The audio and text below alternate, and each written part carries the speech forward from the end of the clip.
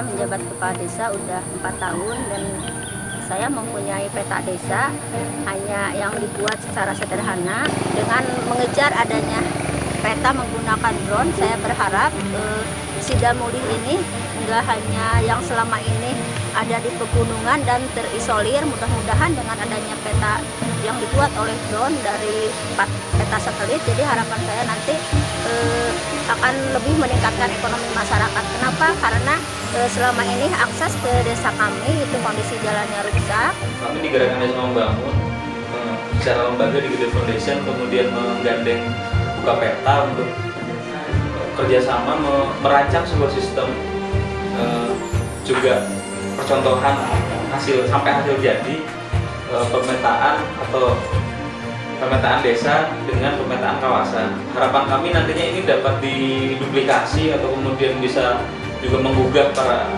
pegiat-pegiat desa maupun pegiat katakanlah yang memang ahli di bidang sistem informasi geospasial untuk bisa membantu desa dan kawasan-kawasan tertentu yang bersifat strategis untuk memetakan itu. Nah, kita punya sampel atau pilot project ini di satu desa namanya Desa Sidamuli di Kabupaten Ciamis, Jawa Barat.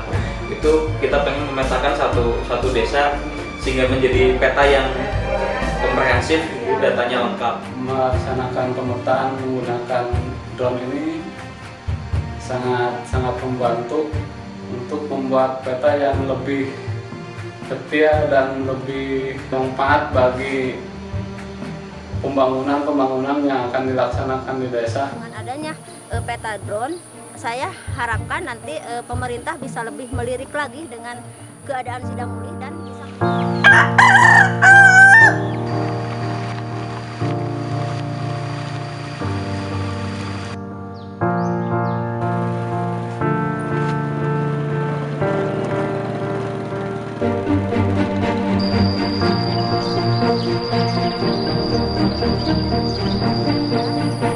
sementara tanggapan masyarakat kalau perencanaan di desa itu udah bagus, tapi untuk realisasi kami susah gitu. Makanya kami berupaya dengan drone ini, mudah-mudahan nanti ada reward sebagai prestasi dari desa kami, dari pemerintah.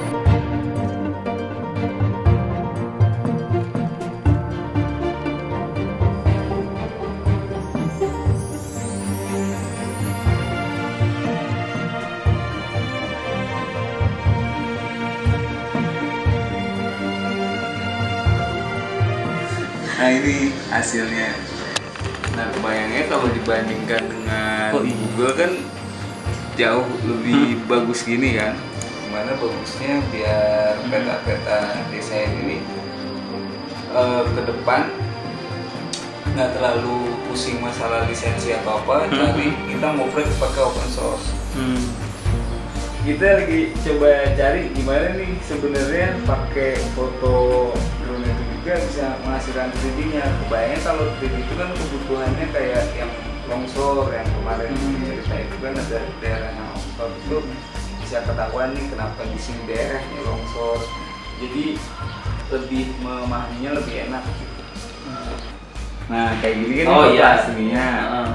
Nah, ini juga kebayang sih sebenarnya mungkin kita buatnya 2 kalau memang yang dibutuhkan buat tampilan itu adalah yang seperti ini, aslinya yang ini yang udah tegak.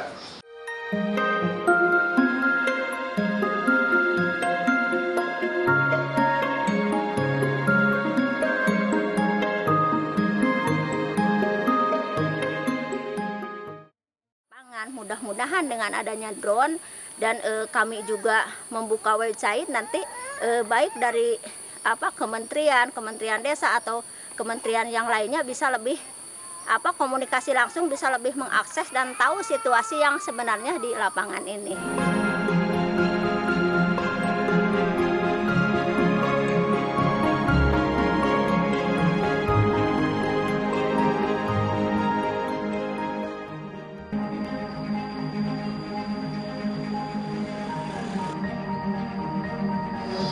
Nah, terus kita ada satu lagi rencana, kita buat tools pakai handphone itu kita itu mengumpulkan, ibu cerita waktu itu ingin menunjukkan bahwa jalan-jalan itu sebenarnya rusak gitu, tapi pengen nunjukin kan. Nah, kalau dari udara kan sebenarnya nggak terlalu kelihatan dari sana. Nah, kita ada namanya. Nah itu nanti itu juga udah langsung terhubung online. Nanti kita buatin satu skala khusus, jadi ada foto udaranya, ada peta Google-nya, sama ada titik-titik itu yang memang ingin ditunjukkan oleh foto. Daftarnya jalan rusak nih. Nah, jadi nanti kebayang ini tadi nama aja kita keterangan saya nggak tahu dari di sini apa, nanti fotonya apa, fotonya kayak gini. Nah nanti apa yang di input di sini itu langsung bisa di server.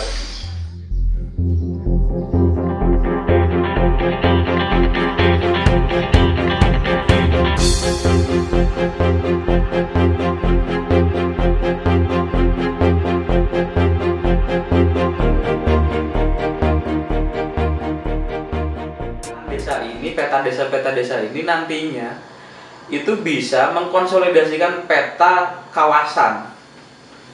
Makanya di Undang-Undang Desa itu ada disebut Sistem Informasi Desa dan Pembangunan Kawasan Perdesaan. Kawasan ini bisa satu kecamatan, bisa 2 kecamatan, bisa kecamatan ini dengan kecamatan lain di antar kabupaten, itu kawasan. Khususnya desa-desa yang pinggir hutan atau desa-desa pinggir gunung, di pegunungan itu rata-rata beririsan wilayahnya dengan peta yang dimiliki oleh Kementerian Kehutanan. Dan konon kabarnya kalau di dalam peta yang sudah masuk ke peta Kementerian Kehutanan, maka itu kedaulatannya sudah kedaulatan kehutanan gitu.